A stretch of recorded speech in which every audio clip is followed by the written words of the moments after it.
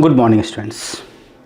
Today we will have to discuss about the control and coordination in human being, and we have discussed in the previous class about the neuron. We have discussed that that is the axonic part,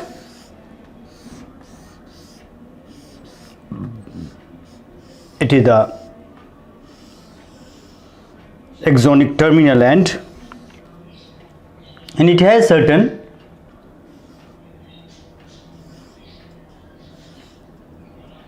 chemicals, and that chemical is called neurotransmitter. It has been observed generally that if it is dendrite,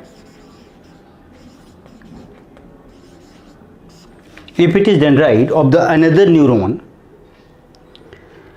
and if impulse will transmitted through it and come up to this mark, then what happens?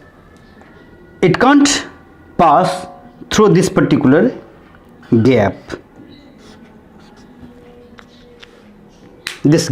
because there is a gap here, and if it will directly come in contact, then it can be transferred, but due to presence of this gap, this electrical conduction cannot move inside it. So what happens?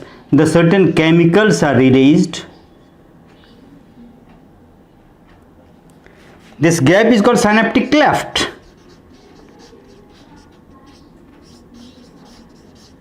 This gap is called synaptic cleft, and it can't pass through it directly. So a chemical will be released, and chemical ultimately come in contact with this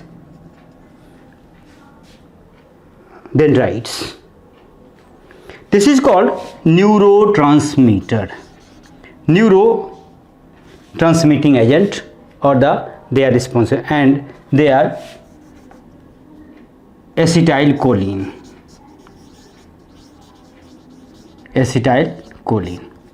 This is responsible for the transmission of the impulse from this particular to this particular. It is called synapse.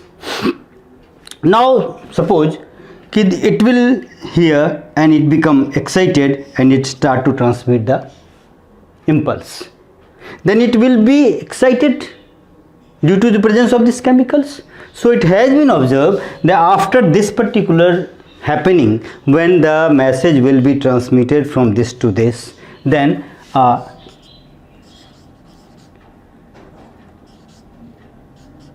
acetylcholinesterase enzyme is act upon this acetylcholine, and their chemical nature become changed, and now their property also changed.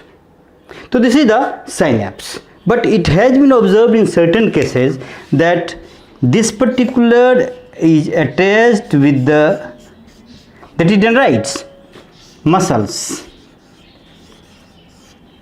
and that is called neuromuscular junction. Neuromuscular junction, or synaptic, or the motor end plate. It is also called motor end plate. Here it has been observed that there is a gap here also, like this.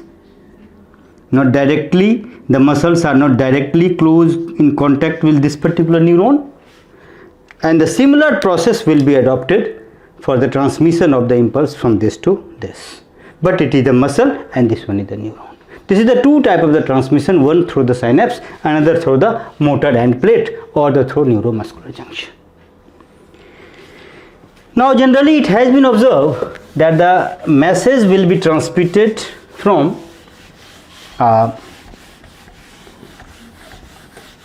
sense organ to the CNS, and then order will be just given to the particular part to do the action.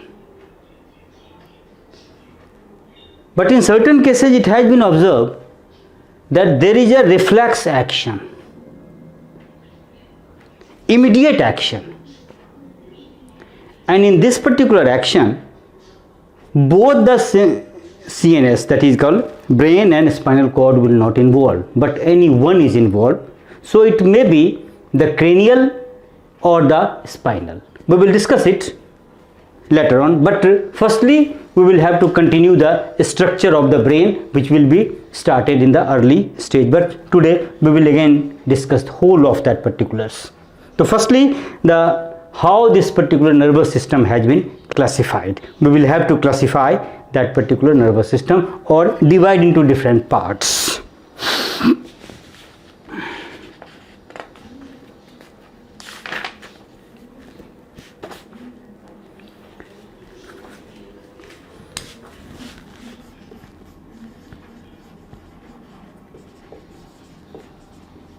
Nervous system.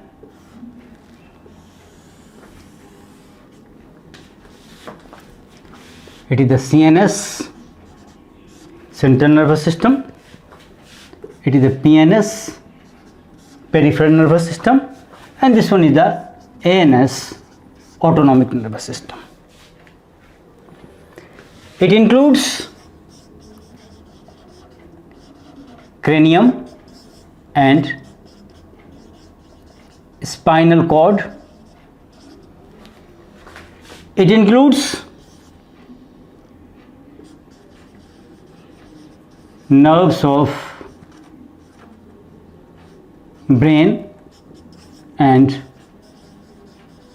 nerves of spinal cord. It is of two types, that is called sympathetic and parasympathetic.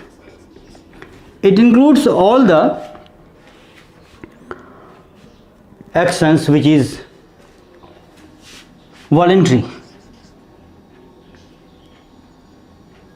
It is involuntary.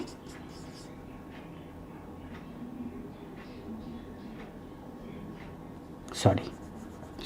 It is voluntary. And this one is involuntary.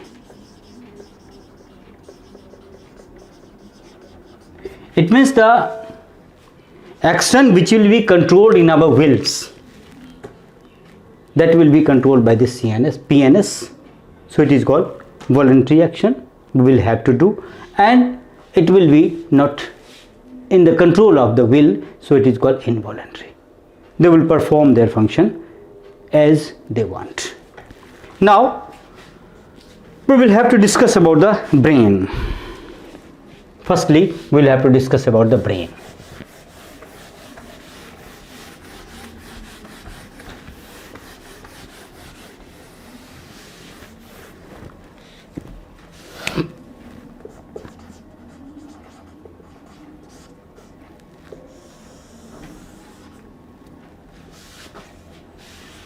It is forebrain, midbrain and hindbrain. Forebrain have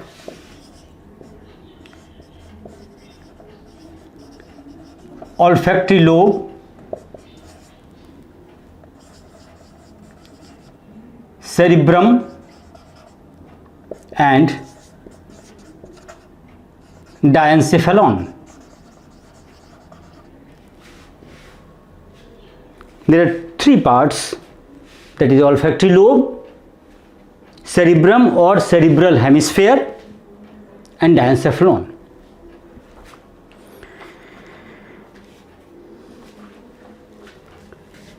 It can be studied under two subheadings. One is the cerebral peduncle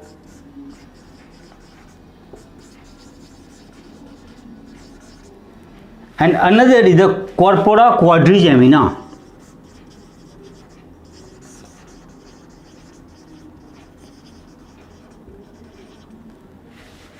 Corpora quadrigemina, and it can be studied under three subheadings, that is pons, medulla oblongata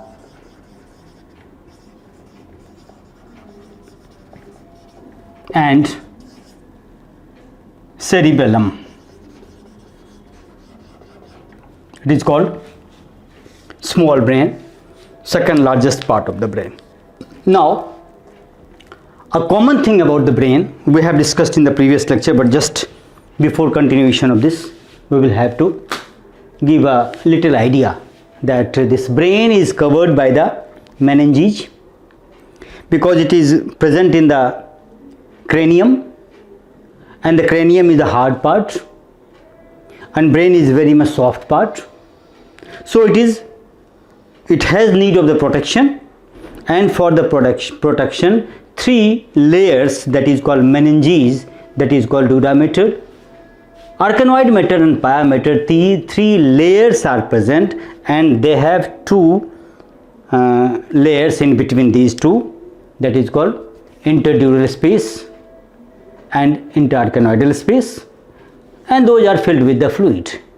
And all these fluid filled, two layer and the three hard layer, three solid layer, all five layers are responsible to provide the protection during shock absorbing, for some serve as a shock absorber, and they are called meninges, and that is the meningic layer, that is the shock absorbing layer, that is the protective layer of the brain. Now, today we will have to discuss about the firstly cerebrum, or the olfactory lobe, or the diencephalon. It means the first part, that is called forebrain. In case of the forebrain, we will observe that this type of structure has been observed.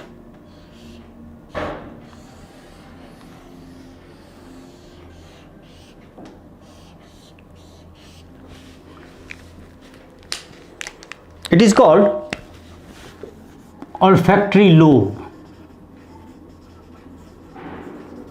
and this is called olfactory tract.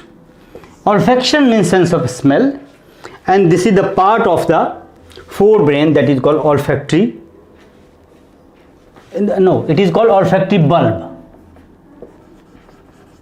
and it is called olfactory tract, and both are combinedly called olfactory lobe. But it is not visible whenever the cranium is removed, because it is completely covered by this particular cerebral hemisphere. If the cerebral hemisphere has been removed, then these two structures has been observed, that is called olfactory bulb and olfactory tract. Now, cerebrum.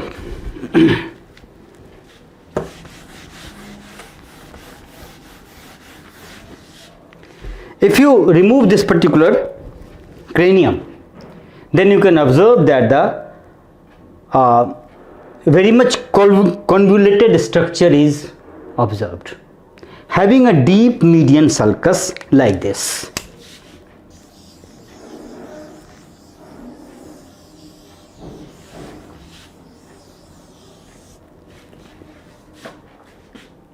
Just in the previous lecture, if you will observe that, you will see that this particular is called gyrus or sulcus. It is called gyrus, it is called sulcus. One is called gyrus, another is called sulcus and gyrus, sulcus and gyrus, sulcus and gyrus. There is certain sulcus is deep seated. It has been observed that a certain is deep seated, and we have discussed that it can be divided into two parts.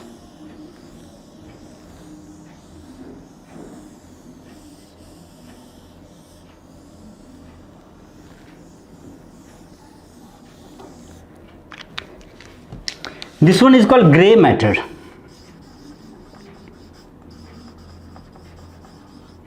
and this one is called white matter. Due to this mid sulcus, it is the deep median sulcus, the right cerebral hemisphere has no idea that what's going on in the left cerebral hemisphere. There are two cerebral hemispheres, one is the right hemisphere, another is the left hemisphere.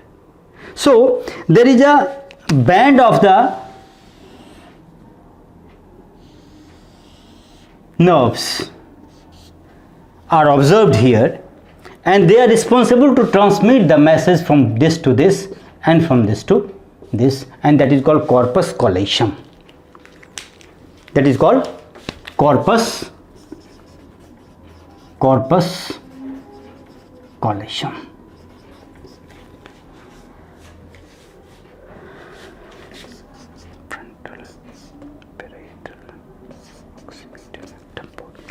This one of the right cerebral hemisphere or left cerebral hemisphere can be divided into frontal lobe, parietal lobe, occipital lobe, and temporal lobe. Due to presence of the certain deep sulcuses, it has been observed that the certain sulcuses are deep, and due to presence of that deep sulcuses, it had been divided into frontal lobe, parietal lobe, occipital lobe, and temporal lobe.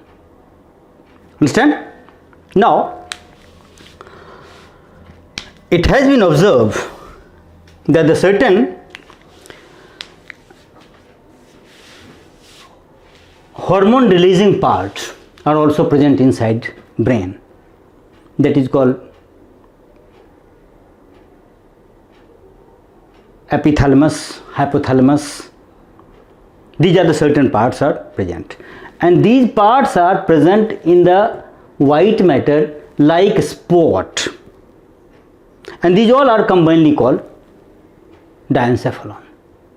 It means the diencephalon have certain neurohormone releasing part that includes epithalamus and hypothalamus. Below that, there is a structure here like this.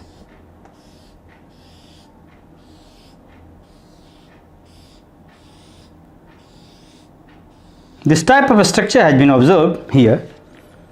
This is the first, second, third, and fourth ventricle. It means there are 4 ventricles present inside the brain, and they are responsible to conduct the CSF, which will be released at the top of this particular ventricular system, and that will move from this to this, this to this, and ultimately this is the root of the CSF. Through this median furrow-like structures, it will go to the spinal cord, and these are the small hole-like structure which conduct that CSF to the meningic layer of the cranium. So this is the 4 ventricular system, that is called first ventricle, second ventricle, third ventricle, and fourth ventricle has also been present inside it.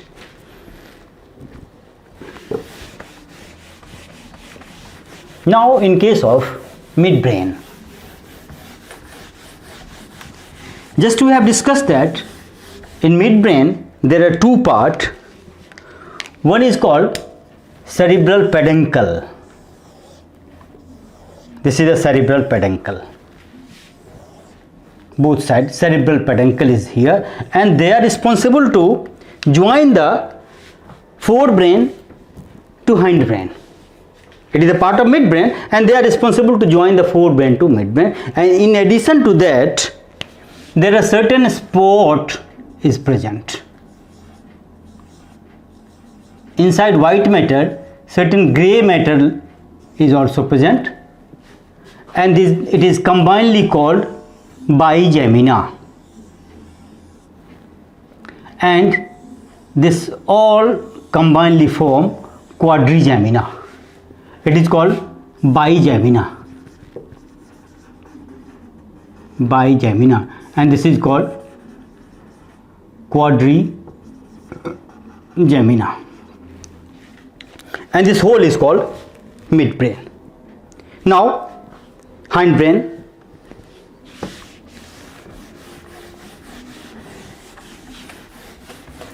It has been observed that this type of structure is present in hindbrain.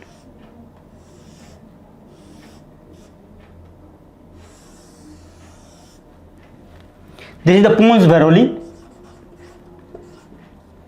Pons varoli. It is the medulla oblongata, and that is called cerebellum.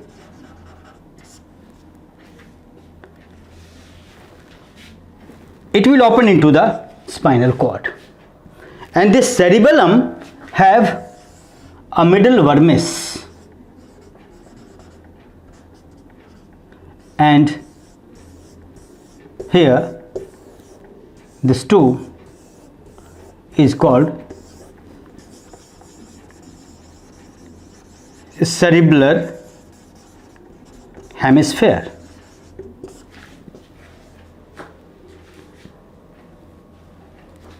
Each and every this type of structure is called arbor vitae.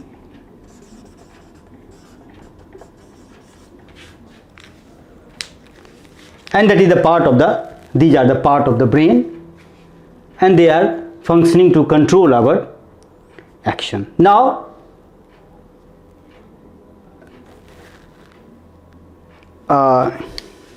LS of brain, which is already present in the any book, that may be NCERT or any other textbook. Better to draw that particular LS of the brain and label it in proper way, because they are very much important for the annual examination. In addition to that, we will have to learn function of the all part of the brain, which one is the voluntary, which one is non-voluntary, like that. Now structure of a spinal cord.